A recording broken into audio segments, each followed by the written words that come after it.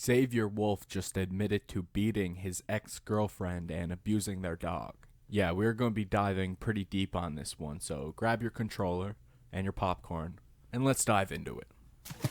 So there's been a lot of talk going on recently in the underground community about the disturbing allegations made by Xavier Wulf's ex-girlfriend. In a since-deleted Reddit post shared on Tuesday, March 12th, a user claiming to be Xavier Wulf's ex-girlfriend went into great detail about the rapper being abusive towards her in their relationship and also abusive towards their dog that they also had at the time. I think it's good to point out that I have actually been a fan of Xavier Wulf since about 2013 after the video for Weatherman dropped with Bones. I have endless memories of me and my friends smoking weed watching these music videos.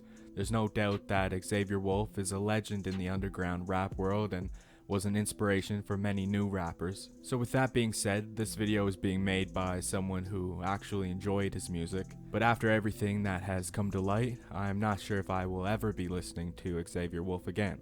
Lately, I think I'd rather listen to AI SpongeBob, to be honest.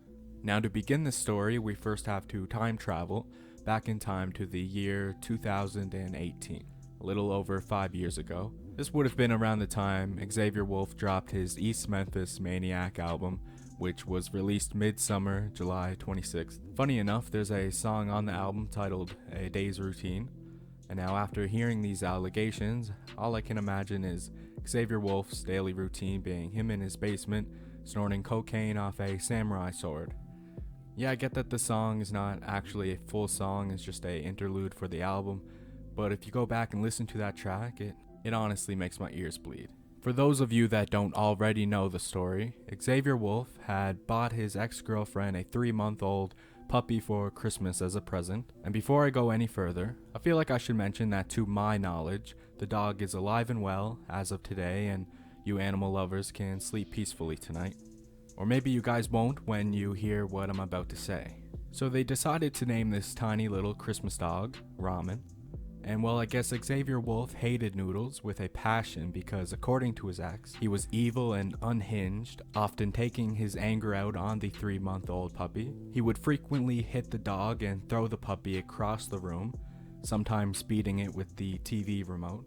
Now, I know what some of you might be thinking, like, okay, it doesn't sound too bad. All he did was give the dog a smack with the TV remote. But no, in reality, he was probably doing this every day and gripping that TV remote with the amount of anger and force you would think his favorite team in the Super Bowl just lost. Because it ended up getting so bad, actually, that every time that the dog seen Xavier Wulf, it would poop on the floor.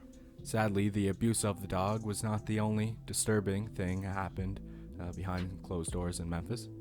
He also beat his ex-girlfriend so bad that it would have lumps on her head and left with black eyes. And that's not even the worst part. Xavier Wulf is now in rehab, but at the time, he was very much so into cocaine, and that drug mixed with his anger issues was a perfect combination for a disaster. He would often make his ex do cocaine with him or would scream at her to leave, and he'll just call up someone else to do it with him. Not only that, but he would sexually abuse her as well, forcing her to perform sexual acts regardless of her consent. Now, many of you might be wondering, why didn't she alert the authorities long ago instead of bringing it up over 5 years later? Well, apparently she did, but in her deleted Reddit post, she claimed that the justice system failed her. She went on to say, "I called the cops one time and all he got was probation and he had to donate money." There was also a time when, again, according to his ex, she would say she was going to call the police on him and then he would grab her phone and break it. She mentioned in the post that eventually she tried to sue Xavier and he tried to settle it for $10,000, but she said no and pushed for more, which caused nothing to end up happening with that. In the end, she got a restraining order that lasted 5 years. I'm not sure if that's still going on or if it has already ended. So anyway, soon as the Reddit post was made calling out Xavier Wulf for his actions, Xavier Wulf went on social media to address the allegations that have been spreading across the internet like wildfire. He went on to say, 5 years ago, I would have to say, was the darkest time of my life, and I hurt people I loved. I hurt my friends and I hurt my family. What I did back then, there's no excuse for it. I was ashamed then and I'm still ashamed now. Since then, I've been doing things I think necessary to better myself with therapy, anger management, and rehab. He then went on to say, I hate when motherfuckers come onto the internet to apologize because that doesn't solve anything. What really solves the problem is doing something about it, which is what I've spent this time trying to do since that time, and I will continue. To the people that support me, I love you to death. It kills me to have to let y'all down like this. Under a post of that apology, an account on X commented, I just don't feel like beating a woman and throwing animals across rooms can be blamed on the year. Plenty of people go through substance abuse and still don't attack women or animals. In response to this, XavierWulf replied, not all of that was true, but I understand the frustration. Okay, now there's a few things to take away from all this, and I think an important thing to note is that currently, XavierWulf is in recovery, and not everyone would have faced the music and addressed the fans and the drama when these allegations surfaced. Without a doubt, the impact that XavierWulf made on the underground will forever be remembered. But with that being said, I agree with people saying, there's a lot of people that do cocaine and might have anger issues but still don't beat women or abuse animals.